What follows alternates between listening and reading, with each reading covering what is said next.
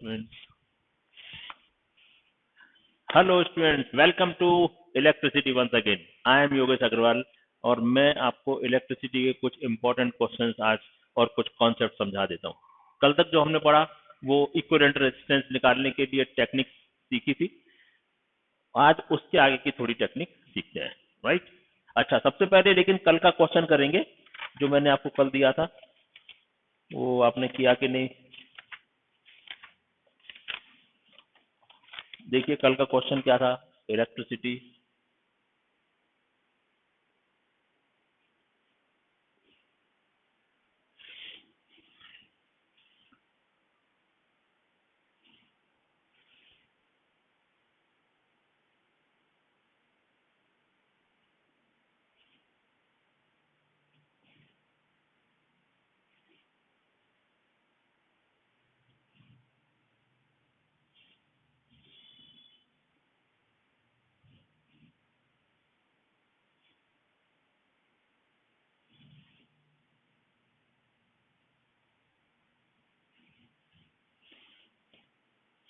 ये है कल का क्वेश्चन। तो देखते हैं इसका सॉल्यूशन कैसे कर सकते हैं अपन। मैंने जैसे बताया था आपको सिंप्लीफाई करना है, ऐसे तो पता नहीं चलेगा। सिंप्लीफाई करना, सिंप्लीफाई में क्या है देखो, ये 2 3 4, ये चारों के एक एक साइड एक ए पर कनेक्टेड है। देखो ना, ये दो की भी एक से साथ, ये 2, ये 2, ये 2, तो 4 रेसिस्टेंसेस एक साथ ए के साथ कनेक्टेड है। अच्छा, जिसमें से भी 2 अंदर से जुड़े हुए हैं और 2 बाहर गए हैं। तो हम ऐसा करते हैं, ए से चलना स्टार्ट करते हैं, 2 अंदर जोड़ लेते हैं। ये देखो ना, ये वाले दोनों आ गए ये, और दोनों आपस में जुड़े हैं, दोनों ए से जुड़े हैं और फिर अपने आप जुड़े हैं। तो यहाँ जोड़ देते हैं, राइट। ये 2 हो गए। अभी देखो इस पॉइंट पर, ये पॉइंट पी है मान लो, तो ये पॉइंट पी हो गया। इस पॉइंट पर दो दो अंदर के और जुड़े हैं और बाकी के वो बी पे जुड़े हैं।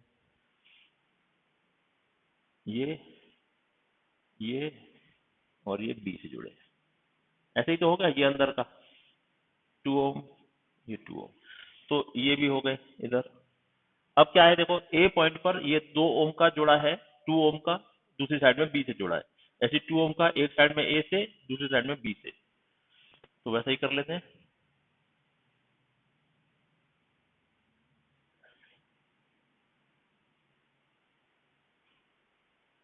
ये हो गया 2 ओम, 2 ओम। बोलिए, समझ में आ गया क्या आपको? तो ये सिंप्लीफाई सर्किट बन गया। अब हम इसको सॉल्व कर सकते हैं। देखो, ये 2 और 2 ओम के अगर ये पैरेलल में है तो इससे मिलेगा 1 ओम। ये दोनों पैरेलल में है तो इससे मिलेगा 1 ओम। बताया था ना, पैरेलल में अगर सेम रेजिस्टेंस है 2 तो हाफ हो जाता है, आर बाई एन। आर मतलब 2 ओम, कितने नंबर ऑफ रेजिस्टेंस? 2, 2 और 2 1 हो गया कि नहीं?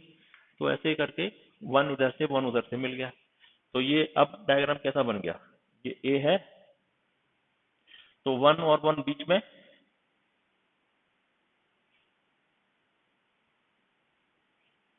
बी, और ये ए।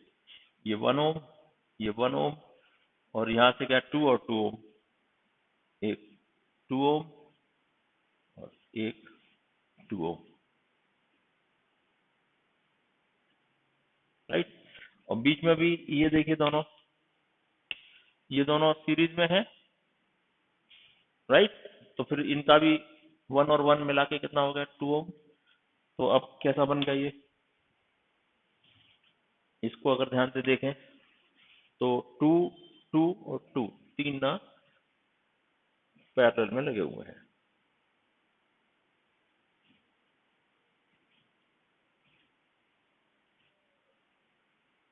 ये बी, ये ए, ये 2 ओम, ये 2 ओम, ये 2 ओम।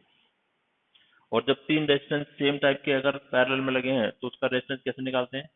Are equivalent equal to R by n. R कितना है? सबका वैल्यू कितना है? 2 ohm. Total 1 2 3, so 2/3 ohm is the answer. तो इसका आंसर आएगा आर इक्विवेलेंट इक्वल टू 2/3 ओम।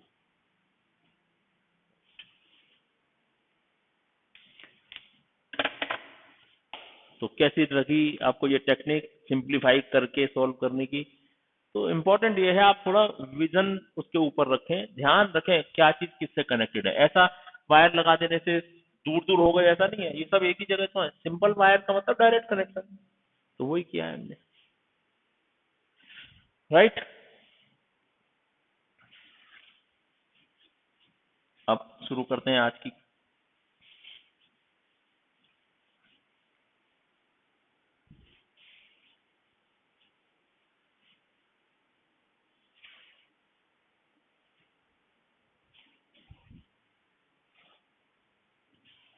चलिए,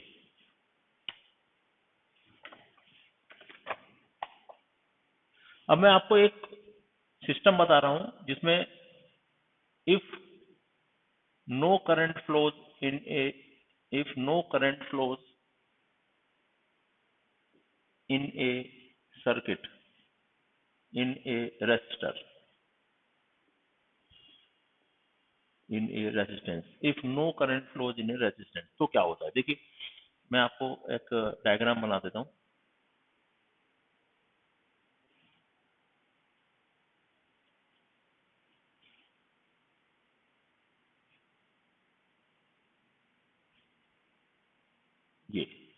ये देखिए 2 ओम, ये 2 ओम और ये 2 ओम।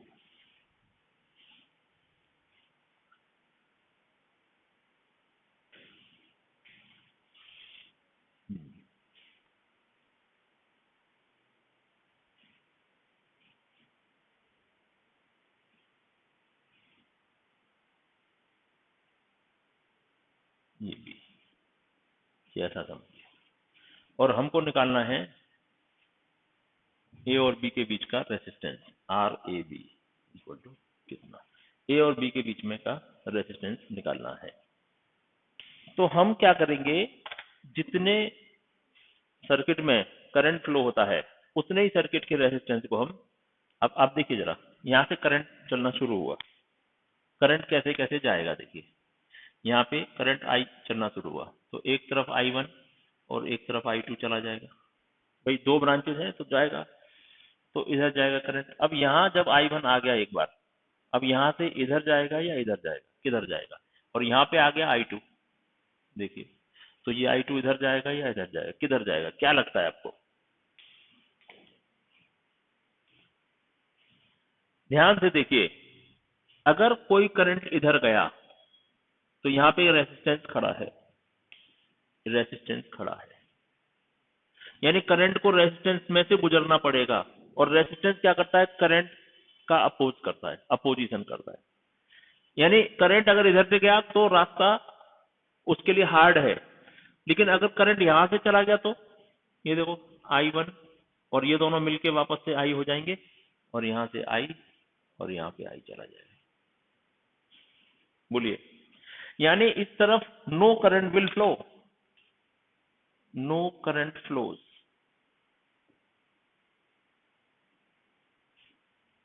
इन दिस रेजिस्टेंस,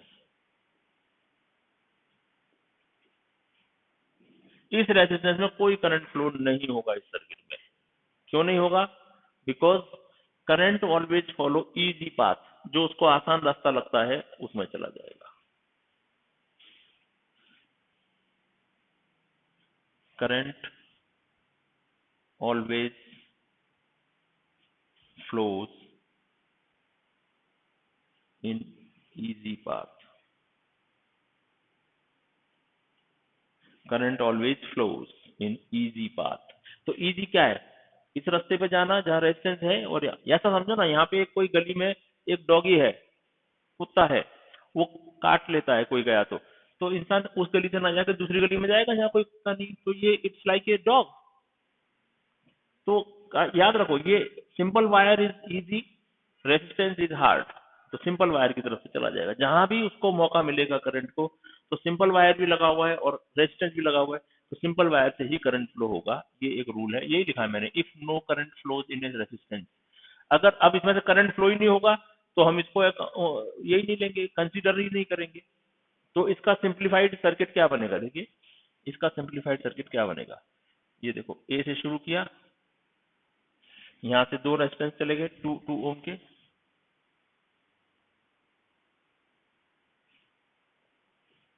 टू ओम 2 ओम। अब देखो ये इस पॉइंट तक है, आगे जाएगा नहीं करंट, तो ये पॉइंट कहाँ से जुड़ा हुआ है, बी से, ये भी कहाँ से जुड़ा हुआ है, बी से, तो ये दोनों भी पॉइंट बी से जोड़ दो, ये हो गया बी। बस ये सर्किट अपने काम का है, इसका कोई कंसीडरेशन करना ही नहीं है। तो अब इसका रेजिस्टेंस क्या आ गया, R A B is equal to, ये दोनों पैरेलल में है तो आपको पता है आर बाई एन, आर मतलब 2 ओम, एन मतलब दो resistance, 1 ohm is the answer, R A B is 1 ohm. तो इस तरह से हमको ये सॉल्व करना चाहिए, जहां कोई सिंपल वायर साथ में लगा हुआ है फिर वहां करंट फ्लो होने वाला नहीं है, रेजिस्टेंस के अंदर कोई करंट फ्लो होने वाला नहीं है। Is it all right? तो इस तरीके के क्वेश्चंस को आपने एक बार प्रैक्टिस करनी चाहिए। तो मैं एक क्वेश्चन देता हूं, आप उसमें प्रैक्टिस करो, ठीक है? देखते हैं।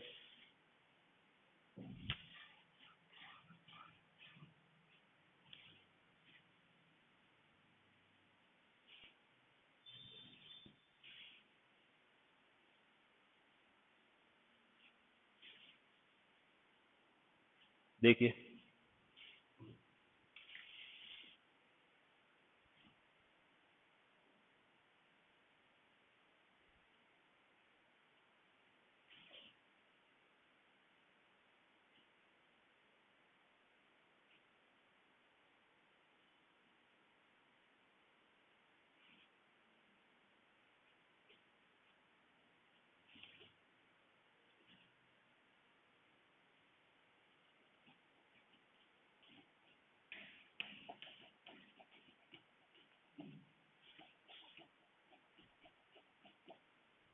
और ये सब 2 ओम के हैं,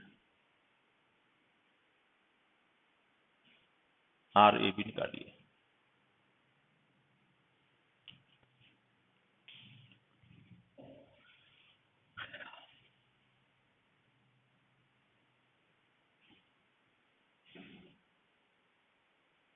चलिए शुरू करें, देखते हैं। करंट इधर से ए है, ये आया करंट आई, ये ए है, ये करंट आया, इधर चला गया I1, इधर चला गया I2। अब I1 जा रहा है, इधर तक आ गया I1, ऐसे ही I2 जा रहा है, इधर तक आ गया I2, I1 यहाँ तक आ गया, I2 यहाँ तक आ गया। अब देखिए कहाँ जाएगा ये करंट। अब इस करंट को इधर भी जा सकता है, इधर भी जा सकता है, इधर भी जा सकता है, 3 रास्ते हैं। लेकिन ये इधर जाएगा तो रेजिस्टेंस है, लेकिन चूंकि उसको बी तक आना है तो जाना तो पड़ेगा ही। यहाँ देखो, यहाँ भी जाएगा, यहाँ जा सकता है वो, कोई प्रॉब्लम नहीं, ऐसे लौट के आ जाएगा। यहाँ जाएगा तो कैसा चलेगा, राइट? तो यहाँ जाए, यहाँ जाए, यहाँ जाए या तीनों में जाए, ये हमको देखना पड़ेगा, राइट? तो हो क्या गया देखो, पहले इसी को सॉल्व कर लेते हैं। ये पॉइंट को मान लो P मान लेते हैं, इस पॉइंट को मान लेते हैं Q। तो P से स्टार्ट करते हैं, देखिए जाना P से। तो यहाँ पे 3 बनाए गए हैं, तो मैं भी 3 बना देता हूँ। एक ये आ गया 2, एक आ गया ये 2। अभी यहाँ देखो, ये इस Q पॉइंट पर ये ऐसे रास्ता आया है, एक ऐसे रास्ता आया है, मतलब ये मान लो इसको ये 2 आगे चल के Q से मिला है, लेकिन ये जो 2 है वो तो Q से नहीं मिला, उसको तो वापस आना है इस तरीके से, राइट? तो हम एक और रास्ता बना लेते हैं, ये ऐसा, जो यहाँ से जुड़ा है, और यहाँ पे ये दोनों जुड़े हुए हैं, ये 2 के साथ, ये 2 है और आगे जाके Q है, यहाँ पे हम Q बना लेते हैं, और ये जो है ये दोनों मिलके रास्ते Q ऐसा मिला है। P और Q के बीच में इस तरीके की रास्ते चल रहे हैं। तो होगा क्या, देखो करंट अगर इधर से आएगा तो इधर नहीं जाएगा, अननेसेसरली इधर क्यों जाएगा, ये पूरा ब्लैंक रास्ता है जो यहाँ तक पहुंचने के लिए, और यहाँ इधर जाके पहुंचना है, तो it will be eliminated, current will go like this, दोनों साइड में, यहाँ से 2 और यहाँ से 2 होके आ जाएगा। आप समझ रहे हैं ना मेरी बात को? तो P और Q में क्या हुआ, ये जो है दैट इज कैंसल्ड, यहाँ पे करंट जाने वाला नहीं है, क्योंकि उसको यहाँ जाने के बजाय यहीं तक आना है, तो डायरेक्ट जाए वाला अच्छा। यहाँ जाके करंट आके क्या करेगा, यहाँ से पास होकर यहीं पहुंचना है, तो डायरेक्ट पहुंच जाएगा और फिर यहाँ आ जाएगा। तो it will like this, here here, no current will flow like this, no current will flow, और ऐसे आ जाएगा। Is it clear to you? समझ में आ गया आपको? अब हम इसका फिगर बना सकते हैं। देखिए, ए से चले तो ये 2 और 2, ये दोनों कैसे हैं, सीरीज में है, तो इसको 4 ओम मान लेंगे। तो 4 और 2 ऐसा बना लो, 4 और ये 2, और ये पॉइंट ए है। यहां तक आ गए? अब यहाँ के आगे क्या हुआ है, देखो, ये दोनों रेजिस्टेंस एक साइड में यहाँ से जुड़े हुए हैं, एक साइड में यहाँ से जुड़े हुए हैं, राइट। तो इस पॉइंट पर 2 रेजिस्टर, एक ये और दोनों आपस में जुड़े हुए हैं। इसको हमने P और इसको हमने Q मान लिया है। तो ये पॉइंट P और ये पॉइंट Q तक आ गए। अब Q से जुड़ा हुआ है दूसरा रेजिस्टेंस, तो यहाँ से जोड़ देते हैं दूसरे रेजिस्टेंस को, और ये चला गया आगे B में, ये आ गया B में, राइट। तो ये 2 ओम और ये 2 ohm. Is it clear to you? And now what about these two are parallel, तो सेम है, तो इसका मतलब हो गया 1 ओम, राइट। तो अब हम क्या कर सकते हैं, देखो, ए से चले, ये 4 ओम, ये 2 ओम, और 4 ओम के आगे ये क्या है, 1 ओम, और ये मिल गए एक जगह पर बी से, राइट। और 1 और 4 को हम क्या कर सकते हैं, ये सीरीज में है, तो ये कितना हो गया, 5 ओम, राइट। तो ये कैसा बन गया, अब ये बन गया, ए से चले 5 ओम, 2 ओम, बी। अब ये दोनों पैरेलल में है, अब सेम नहीं है, नहीं तो हम सेम के हिसाब से कर देते, तो इसका निकाल लेंगे 1/r equivalent equal to 1/r ए भी हो जाएगा जो निकालना है, 1/2 प्लस 1/5, 5 और 10 का 2 का 10, 5 plus 2, so it becomes 7/10, 1/r a b, पलट देंगे, so r a b is equal to 10/7 ohm, that is the answer. So r a b is equal to 10/7 ohm. तो आपको ये याद रखना है, कहीं पे प्लेन वायर लगा हो तो वहीं से करंट आ जाता है, फिर वो रेसिस्टेंस को छोड़ देता है। अगर उसके पास चॉइस है करंट के पास, either that can flow through the resistor or through the plain wire, so it will adopt always plain wire. Clear? Note कर लीजिए।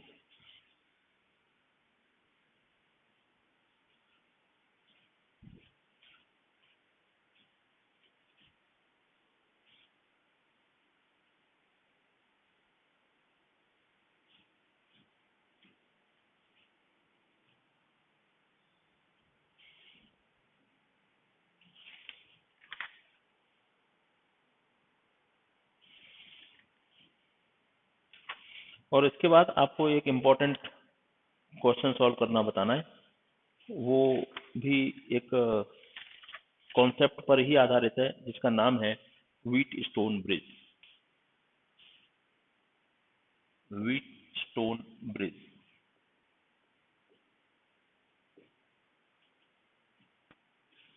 ये व्हीट स्टोन ब्रिज क्या कहता है वो मैं आपको बता दूं कि अगर कहीं पर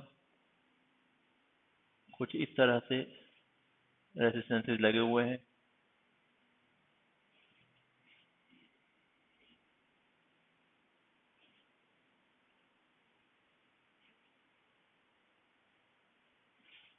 ये R1, ये R2, ये R3, ये R4 और ये R5।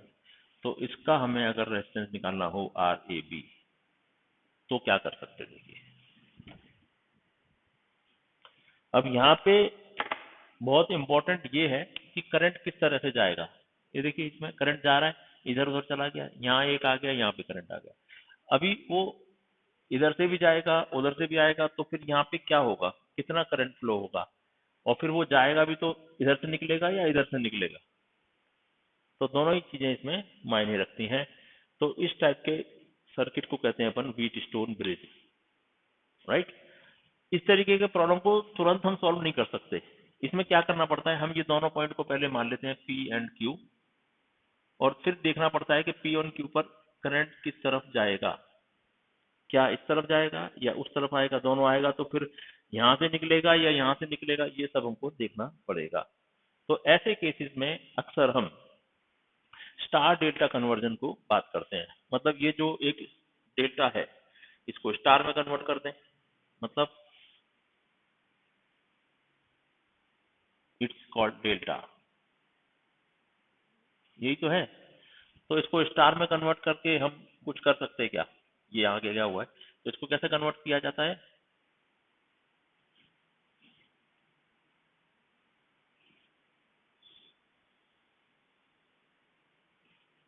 इसे कहते हैं स्टार। तो डेल्टा टू स्टार कन्वर्जन करना है या तो स्टार टू डेल्टा कन्वर्जन, यहाँ पे एक स्टार बना के, तो वो एक आगे की बात होगी जो आप 12th में पढ़ने वाले हो। लेकिन फिलहाल जो अपने लिमिट में हम क्या पढ़ने वाले हैं, उसको सॉल्व करने के लिए डेल्टा और स्टार की बात न करते हुए हम यहाँ पे ये देखते हैं कि इन रेसिस्टेंसेस का आपस में रेशियो क्या है। तो वो क्या करते हैं basically, if this R1 upon R3 is equal to R1 upon R3 is equal to R2 upon R4, अगर ऐसा है then it is called as, this bridge is called as Wheatstone balanced bridge। इसको क्या बोलेंगे अपन, balanced bridge. Also एक और ratio R1 upon R2 भी ले सकते हैं हम यहाँ पे, is equal to R3 upon R4 भी ले सकते हैं, तो भी ये बैलेंस्ड ब्रिज कहलाता है।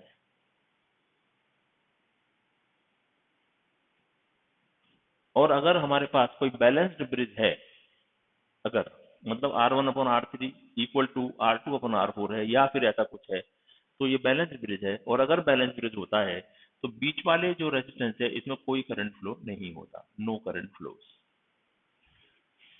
So if we have balanced bridge, then no current flows in middle resistor, middle resistance। बीच वाले रेजिस्टेंस में कोई करंट फ्लो नहीं होगा, बीच वाले रेजिस्टेंस में कोई करंट फ्लो नहीं होगा,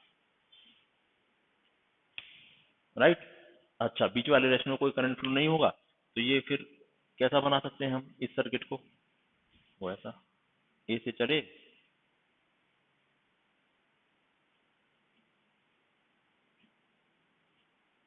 और ये बी, यानी ये R1, ये R2, ये R3, ये R4, राइट।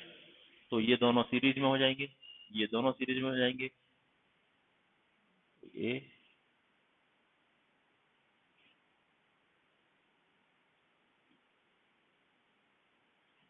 R1 R2 का और ये R3 R4 का, और ये दोनों तो पैरेलल में है ही, तो हम आराम से सॉल्व कर सकते हैं। बीच में का R5 होने से ही तो गड़बड़ हो रही थी, इसको सीरीज इसको पैरेलल माने तो ये गायब हो जाएगा अगर हमारे पास बैलेंस ब्रिज है तो, राइट। तो इस तरीके के क्वेश्चन भी हमें व्हीट स्टोन ब्रिज की मदद से करने चाहिए। तो इसमें का मैं एक क्वेश्चन करवा देता हूँ आपको पहले, फिर आगे चलेंगे।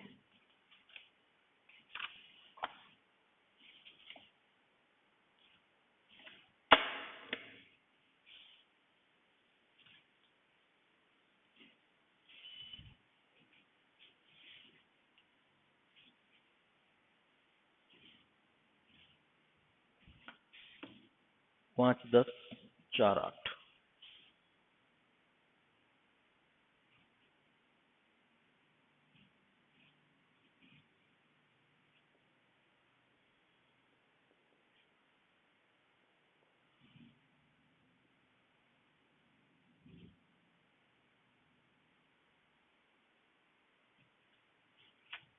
Find RAB। देखते हैं क्या होने वाला है इसमें, चेक करते हैं। ये हमें चेक करना है R1, अब यहाँ पे लिख लेंगे ये R1 है, ये R2 है, ये R3 है और ये R4, तो बीच में R5। तो R1 upon R3 this upon this 5 upon 10 is equal to R2 upon R4 4 upon 8। देखो 5 दूनी 10, ये क्या आ गया 1 अपॉन 2, इधर 4 दूनी 8, ये भी आ गया 1 अपॉन 2। मतलब this bridge is hence this bridge, यही तो कंडीशन हो गई ना, balanced bridge. This is a balanced bridge, और बैलेंस्ड ब्रिज है तो ये जो बीच में का जो आपको रेफरेंस दिया इसमें कोई करंट फ्लो नहीं होगा। तो क्या बन गया हमारे पास, ए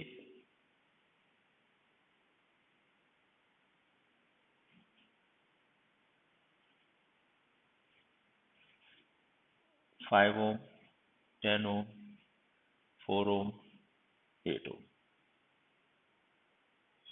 बस इसको सॉल्व करना है।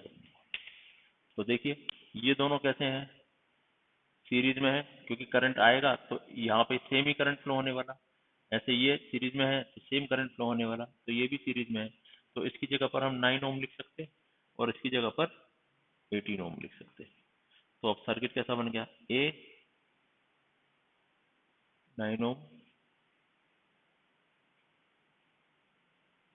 बी 9 ओम 18 ओम। अब इन दोनों को पैरेलल की तरह से हम ट्रीट कर सकते हैं। तो 1 upon R A B is equal to 1 upon 9 plus 1 upon 18। दोनों का एलसीएम लिए तो 18, 9 दूनी 18, 2 1 जा 2, 18 1 जा 18, 1 1 जा 1। तो 1 upon R A B is equal to 3 upon 18, 6, 1 upon 6। Hence R A B is equal to, इसको इन्वर्स करें तो इसको भी inverse 6 ohm. This is the answer.